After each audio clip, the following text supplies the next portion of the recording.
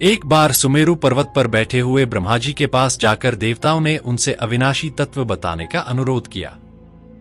शिवजी की माया से मोहित ब्रह्मा जी उस तत्व को न जानते हुए इस प्रकार कहने लगे, मैं ही इस संसार को उत्पन्न करने वाला स्वयंभू अजन्मा एकमात्र ईश्वर ब्रह्मा घोर निरंजन आत्मा हूं।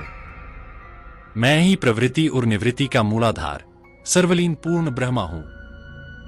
ब्रह्मा जी ऐसा कहने पर मुनि मंडली में विद्यमान विष्णु जी ने उन्हें समझाते हुए कहा कि मेरी आज्ञा से तो तुम सृष्टि के रचयिता बने हो, मेरा अनादर करके तुम अपने प्रभुत्व की बात कैसे कर रहे हो।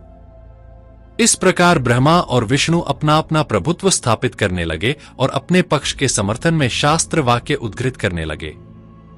अंतत वेदों से पूछने का निर्णय हुआ तो स्वरूप धारण करके आए चारों वेदों ने क्रमश अपना मत इस प्रकार प्रकट किया।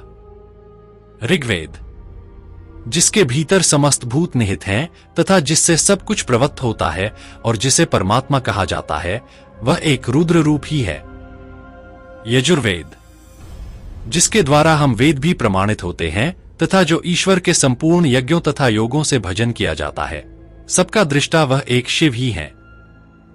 सामवेद, जो समस्त संसारी जनों को भरमाता है, जिसे योगी जन ढूंढते हैं और जिसकी भांति से सारा संसार प्रकाशित होता है, वे एक त्र्यंबक शिवजी ही हैं।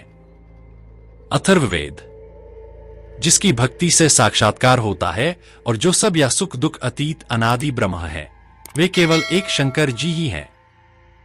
विष्णु ने वेदों के इस कथन को प्रताप बताते हुए नित्य शिवा से रमण करने वाले दिगंबर पीतवर्ण कुवेटाधारी सर्वावेष्टित निसंग शिवजी को पर ब्रह्म मानने से इनकार कर दिया। ब्रह्मा विष्णु विवाद को सुनकर ओंकार ने शिवजी की ज्योति नित्य और सनातन पर ब्रह्म बताया, परंतु फिर भी शिव माया से मोहित ब्रह्मा विष्णु की बुद्धि नहीं बदली। उस समय उन दोनों के मध्य आदि अंत रहित एक ऐसी विशाल ज्योति प्रकट हुई कि उससे ब्रह्मा का पंचम सिर जलने लगा।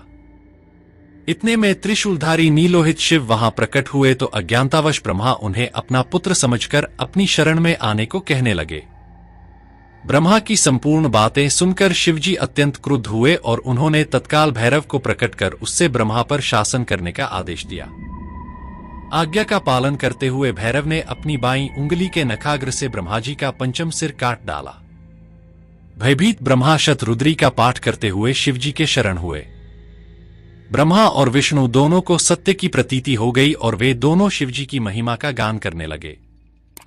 यह देखकर शिवजी शांत हुए और उन दोनों को अभयदान दिया।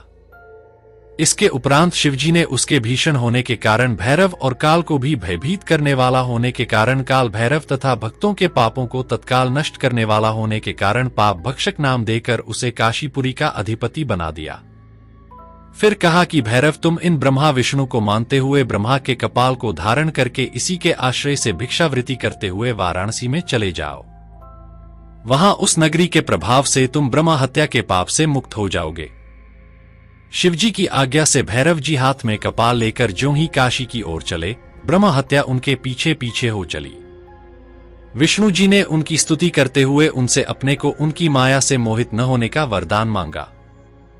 विष्णु जी ने ब्रह्मा हत्या के भैरव जी के पीछा करने की माया पूछना चाही तो ब्रह्मा हत्या ने बताया कि वह तो अपने आप को पवित्र और मुक्त होने के लिए भैरव का अनुसरण कर रही है।